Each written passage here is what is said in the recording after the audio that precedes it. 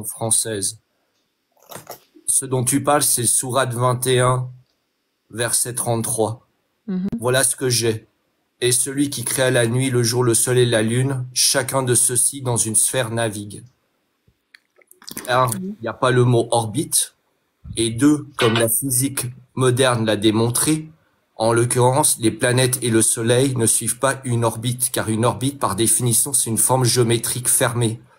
Les planètes et le soleil, c'est une trajectoire hélicoïdale, qui n'est pas, pour le coup, une orbite. Donc il y a 2 erreurs. La première erreur, c'est que le Coran ne fait pas mention d'orbite. Et la deuxième, c'est que même si de toute façon ça mentionnait l'orbite, c'est scientifiquement faux, car une hélicoïde n'est pas une orbite. D'accord, il faut. Moi, je suis pas pour la traduction française. Pourtant, je la lis. D'ailleurs, c'est dommage que en arabe. Il faut vraiment connaître les mots en arabe. Il y a pas de arabe. Je peux prendre la référence. Malheureusement, je comprends pas l'arabe. Mais c'est pire en arabe. En fait, le problème du Coran en français, c'est qu'il est extrêmement très malhonnête au niveau de sa traduction française. Et t'as juste l'exemple par rapport à ce que vous appelez l'embryologie. Dans le Coran français, ça parle de spermatozoïdes. Au 7e siècle, personne n'était au courant que le spermatozoïde existait. Les gens se doutaient bien que pour avoir un enfant, il fallait copuler. Ça, je te l'accorde. Mais on ne savait pas du tout, concrètement parlant. Juste une chose. Alors, je sais pas de quelle fonction. Mais tais-toi, toi. Je t'ai rien demandé, putain. Laisse-moi parler.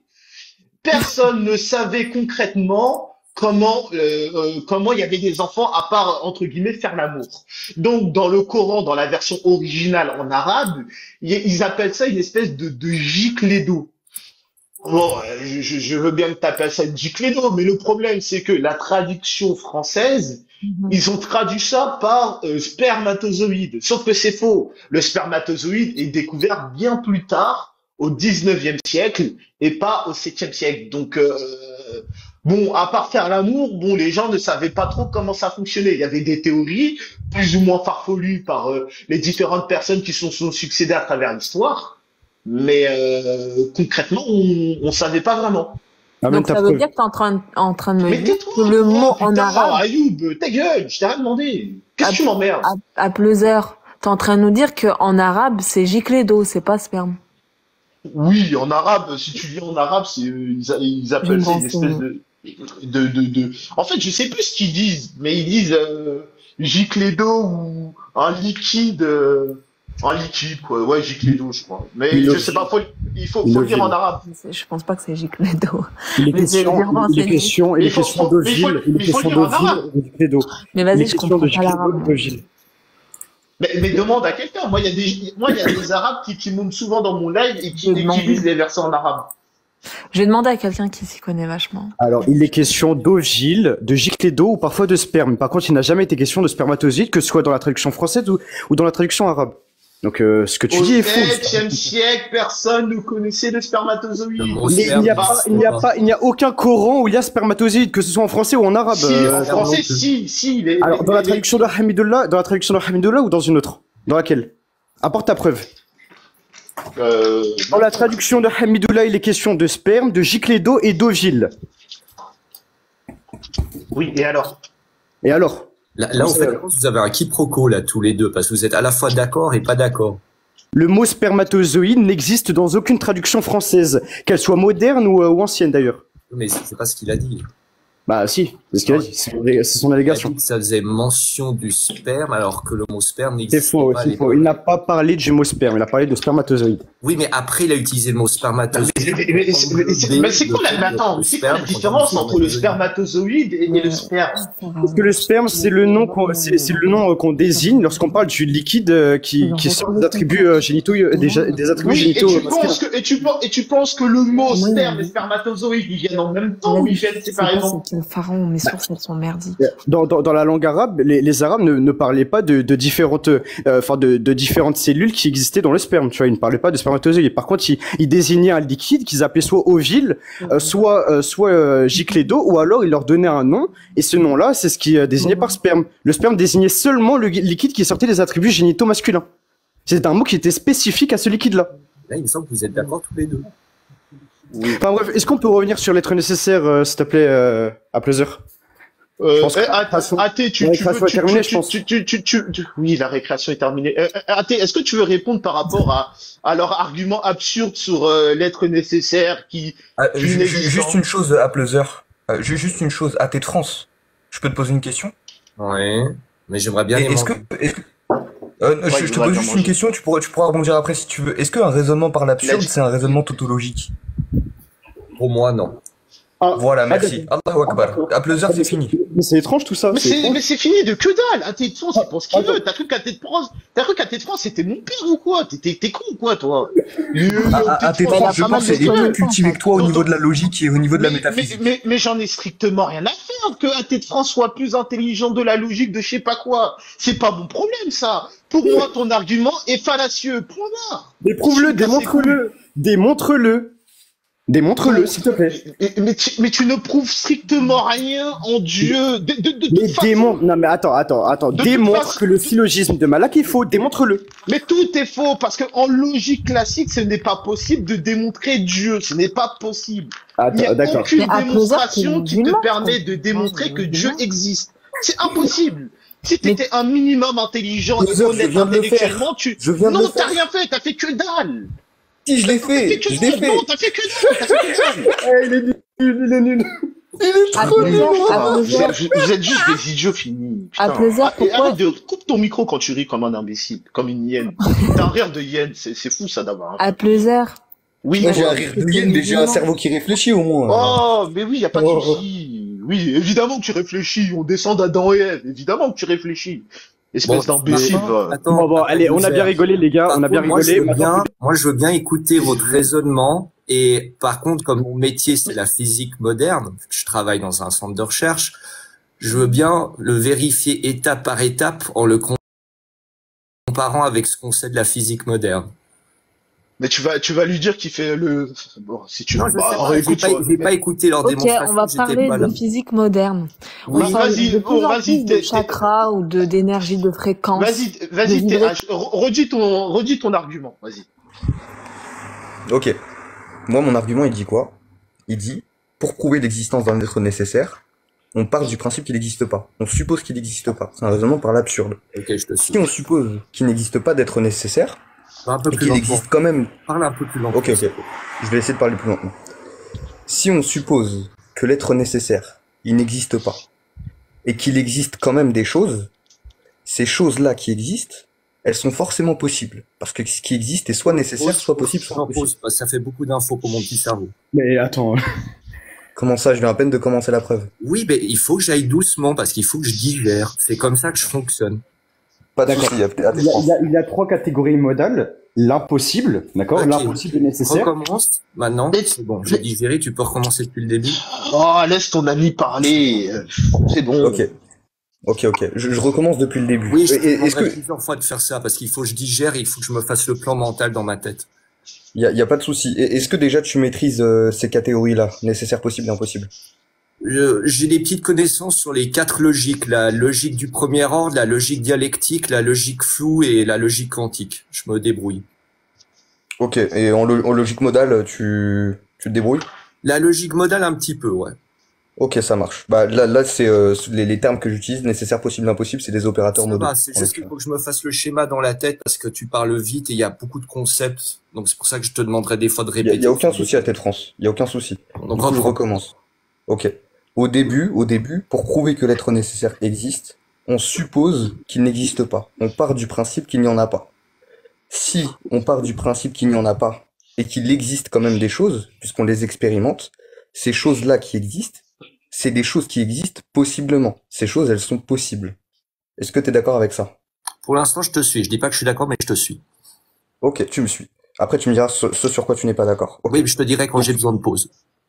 L'ensemble des choses qui existent est un ensemble de possibles. L'ensemble de choses possibles, c'est un ensemble possible, puisqu'on a supposé que l'être nécessaire n'existe pas. Donc on a un ensemble possible. Si l'ensemble est possible, donc ça signifie qu'il accepte l'inexistence comme l'existence, les deux sont envisageables, bah si l'ensemble des possibles existe, faut bien une explication de pourquoi il existe plutôt que non. Cette explication, ça peut pas être lui-même, parce qu'on peut déduire aussi l'inexistence de cet ensemble, puisque c'est impossible. Donc il faut bien une explication à son existence. Et ce que j'entends par explication de son existence, c'est ce que j'appelle une cause. Par conséquent, si l'ensemble des possibles, il a une cause autre que lui-même, cette cause-là, elle peut pas être possible. Sinon, elle ferait partie de l'ensemble. Par conséquent, elle est soit nécessaire, soit impossible. Si elle est impossible, bah, elle peut pas exister. Donc, elle est forcément nécessaire. Voilà, ça c'est ma preuve. Ok. Et je peux te dire pourquoi je la trouve incorrecte par rapport aux connaissances de la physique moderne? Bien sûr. Ok, alors il y a une dizaine de phénomènes en cosmologie quantique et en physique quantique qu'on mesure dans les laboratoires qui n'ont pas de cause. Est-ce que tu as une source? Oui, n'importe quel bouquin de physique nucléaire, t'ouvres et tu ouvres le chapitre. Le premier que t'apprends à l'Uni qui a pas de cause, c'est la radioactivité. Comment je fais pour constater ce que tu me dis? Bah, tu vérifies les calculs et tu les mets en parallèle avec ce qui est mesuré dans les laboratoires. Oui, donc du coup, là, pour l'instant, je peux juste me fier sur ce que tu me dis. Ah non, mais il faut pas croire. Je veux pas que tu te fies. Je veux que tu ailles tranquillement vérifier plus tard. Je te demande pas de répondre maintenant.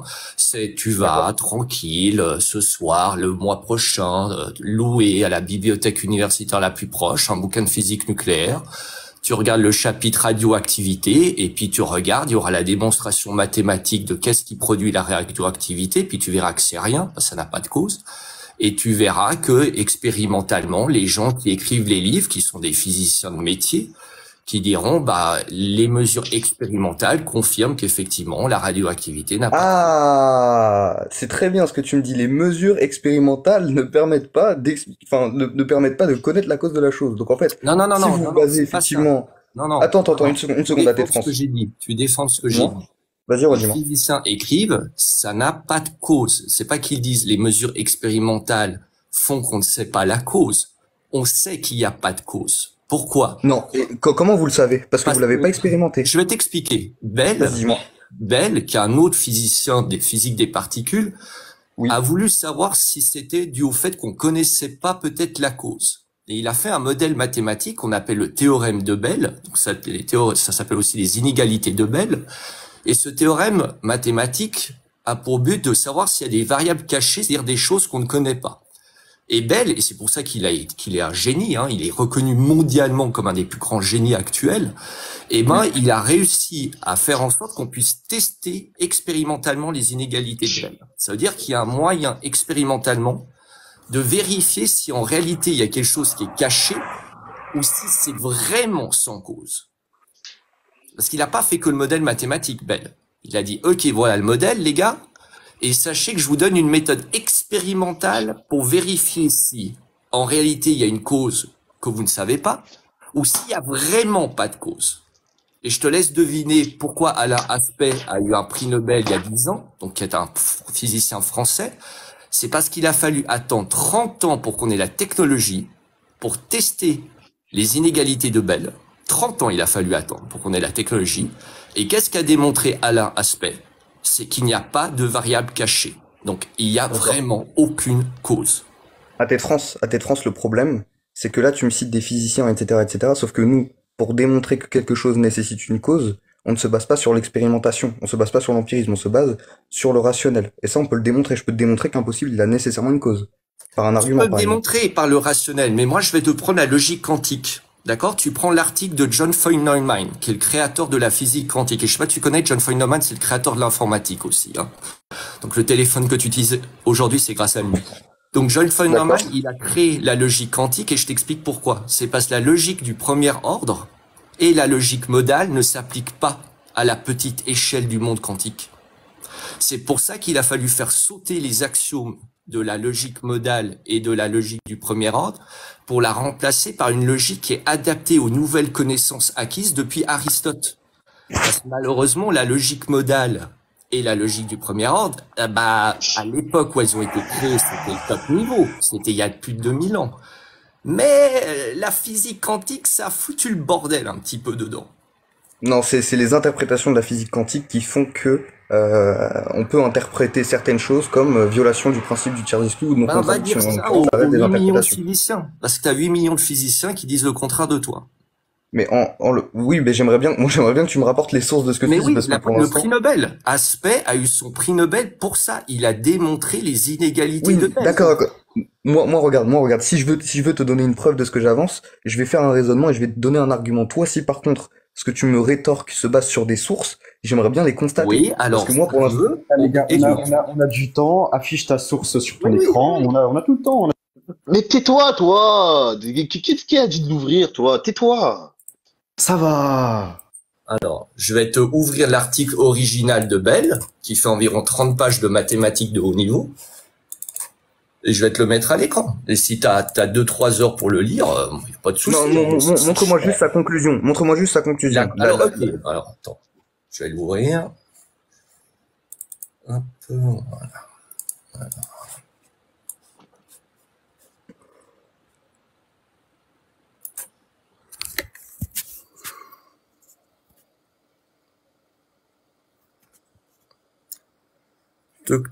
Comment est-ce qu'on met la caméra? C'est comme ça.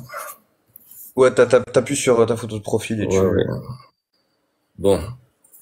Vas-y, montre-moi ça. Oui, alors attends, parce que je sais pas mettre en plein écran. Je crois que c'est comme ça. C'est bon, il t'a mis en grand, normalement, tu peux afficher. Bon. Voilà, ça c'est la dernière page de la démonstration des inégalités de Bell. Ok. Est-ce que tu peux montrer sa conclusion? La conclusion que toi tu donnes. Tu vois, là, je sais pas si tu connais l'anglais, hidden variable. Tu sais ça veut dire? Oui, je comprends un petit peu. Maintenant, ça veut dire les fameuses variables cachées dont je te parlais tout à l'heure. Oui. Donc, après s'être tapé plusieurs pages de maths, il arrive à la conclusion parce que la conclusion commence là-haut, hein, puis elle finit ici. La conclusion, c'est que il y a une manière de tester s'il y a des variables cachées ou pas. D'accord. Il dit ici, that means we can replace counterfactual definitiveness with hidden variable model. Et on appelle ça donc, il dit, c'est une démonstration de mon théorème qui s'appelle donc le théorème de Bell. Bon, je sais pas si tu veux que je te lise plus de trucs ou pas ou. Moi, je veux juste que tu me montres où est-ce qu'il a dit qu'il y a des choses qui n'ont pas de cause et comment il le sait. Alors, maintenant, donc, là-dedans, c'est ça, les variables cachées. Alors, si on va regarder le mot cause, est-ce qu'il a utilisé le mot cause dans son article? Attends, j'arrive pas à taper avec le téléphone dans la main. Je vais le poser parce que sinon je vais pas y arriver. Attends.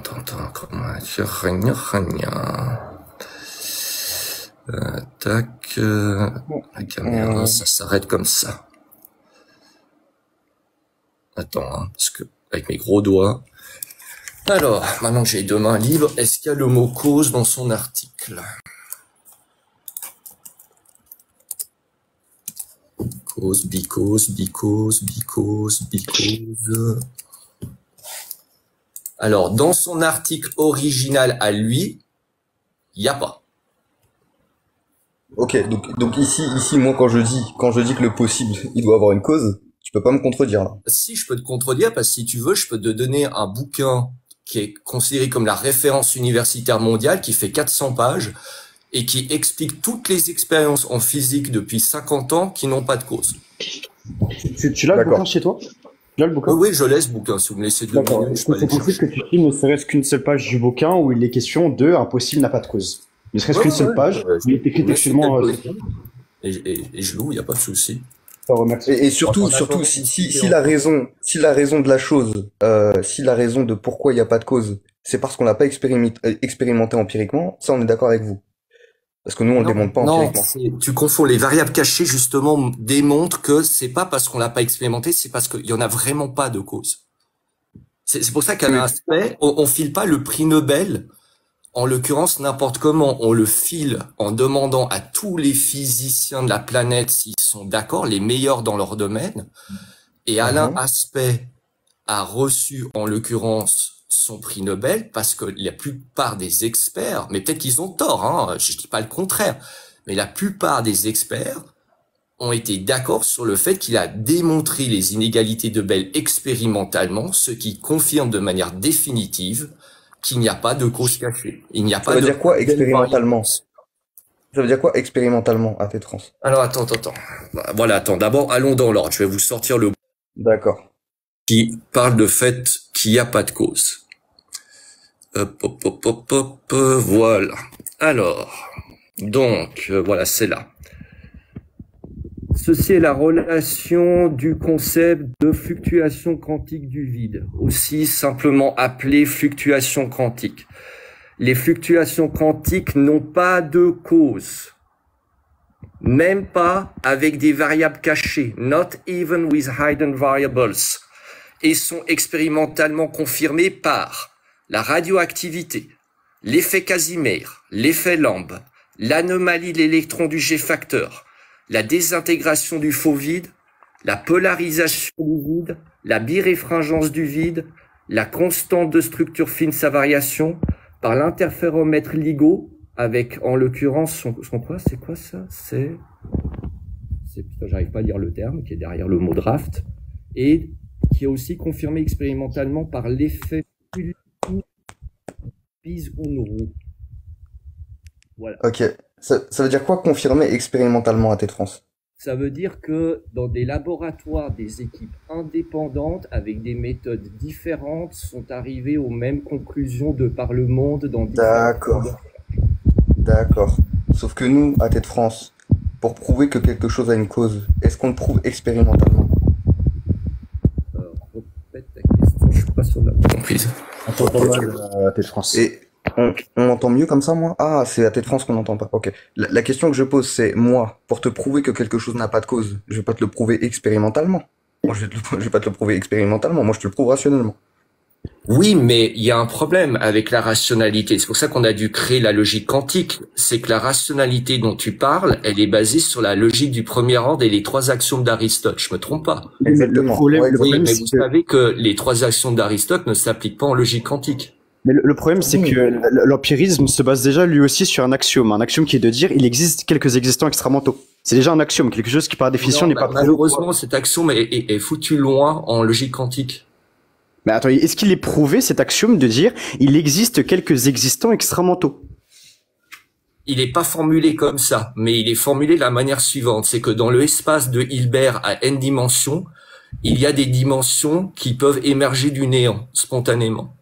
D'accord. Est-ce que tu peux me prouver, je vais peut-être dire ça plus simplement, la table qui est devant toi ou ton bureau, est-ce que tu peux prouver qu'il n'a pas seulement une existence intramentale? Pour prouver ton axiome. Les moyens expérimentaux autour de moi, non, je peux pas. Parce que ce serait pas de la science, ce serait de la cuisine de bar PMU. Oui, si tu veux. Donc l'empirisme tire ses racines d'un axiome, quelque chose qui par définition n'est pas prouvé, ni prouvable. Contrairement au rationalisme. Comme la logique parle de trois axiomes qui ne sont pas prouvables. Jusqu'à preuve du contraire. Tout à fait, donc c'est deux actes de foi. Oui. Finalement. Bah, à part que, mais du coup, vous voyez, il y a un truc qui est beau en logique. C'est quand moi j'étais étudiant à la fac, c'est que je pensais que les trois axiomes d'Aristote étaient absolus. J'avais toujours appris que c'était jusqu'à preuve du contraire.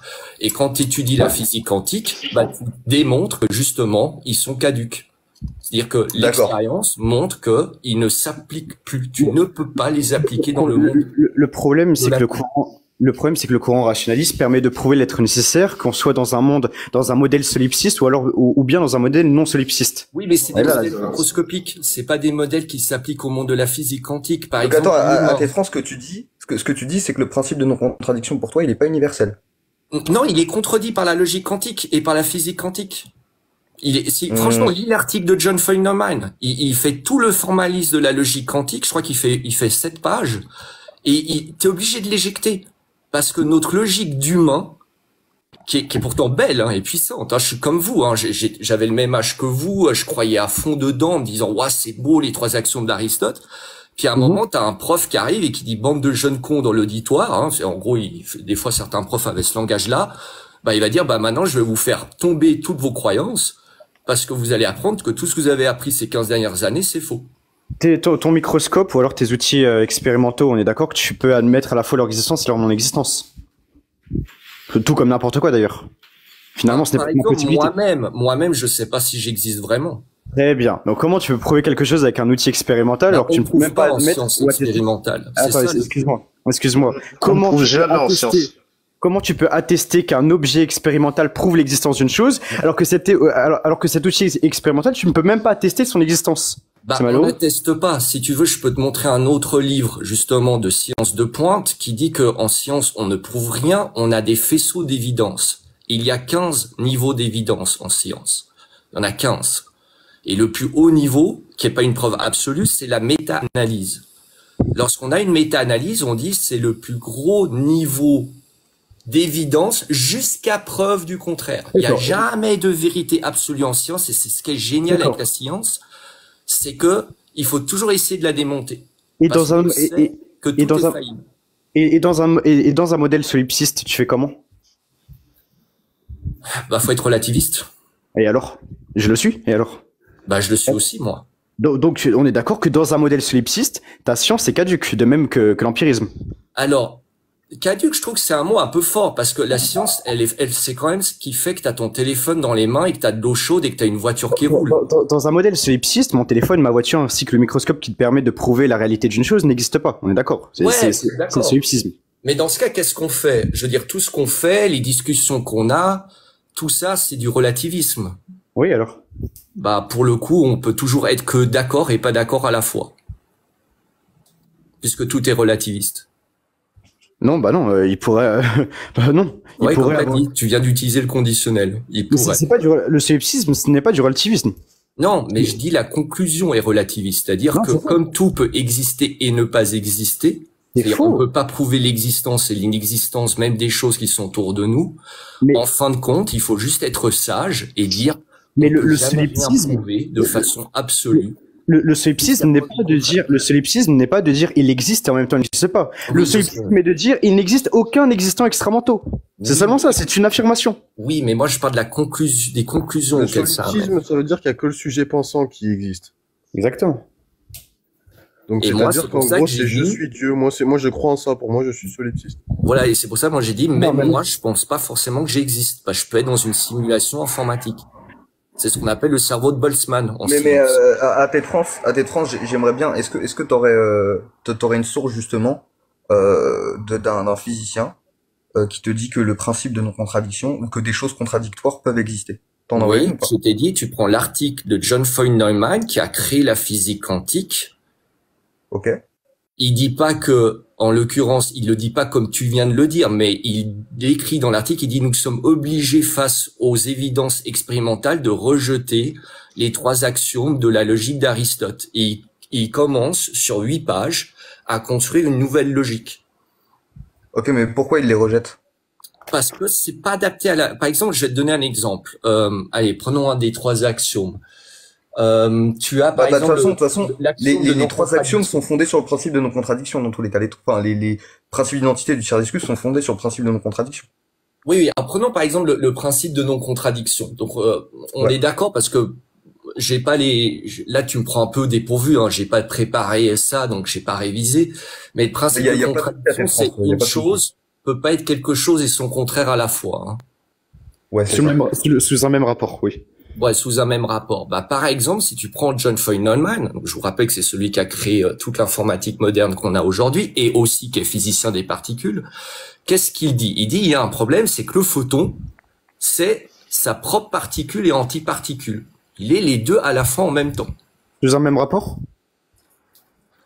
Là, on va faire de la sémantique. Là, c'est là où j'aime pas la logique. Quand j'étais étudiant, j'étais comme vous, j'étais passionné de logique, mais à un moment, on s'enfonce. C'est la définition. C'est seulement la définition du principe de non-contradiction. Donc, vaut mieux être précis. Alors, prenons un truc. La physique quantique, c'est très gênant parce que vous êtes obligé de vous baser sur les mathématiques, d'accord, sur les objets mathématiques. Et mathématiquement, en l'occurrence, le photon, son état de particule, est décrit par le même genre d'équation que l'état de son antiparticule.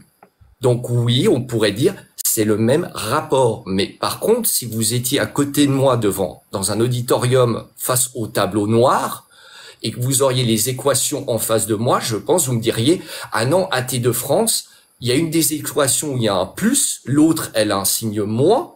Donc pour le coup, pour nous, c'est pas le même rapport. Ben voilà.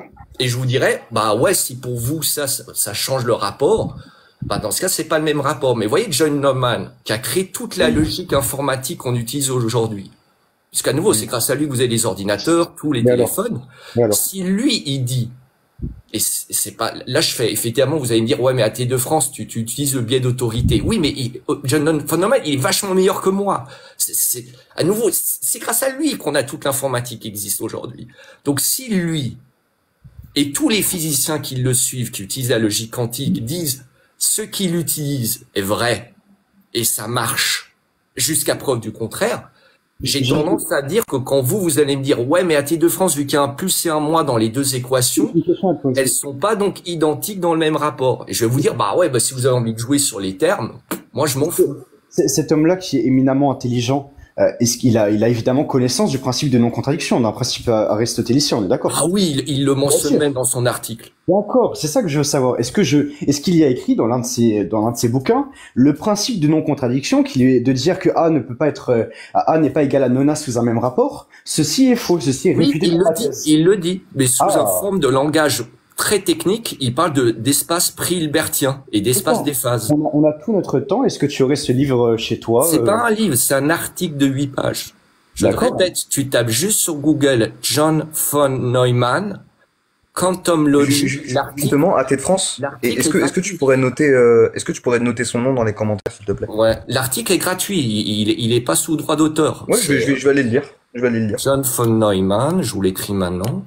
Mais à nouveau, ça veut pas dire que je suis d'accord avec John von Neumann. C'est comme la logique du premier ordre. C'est des outils.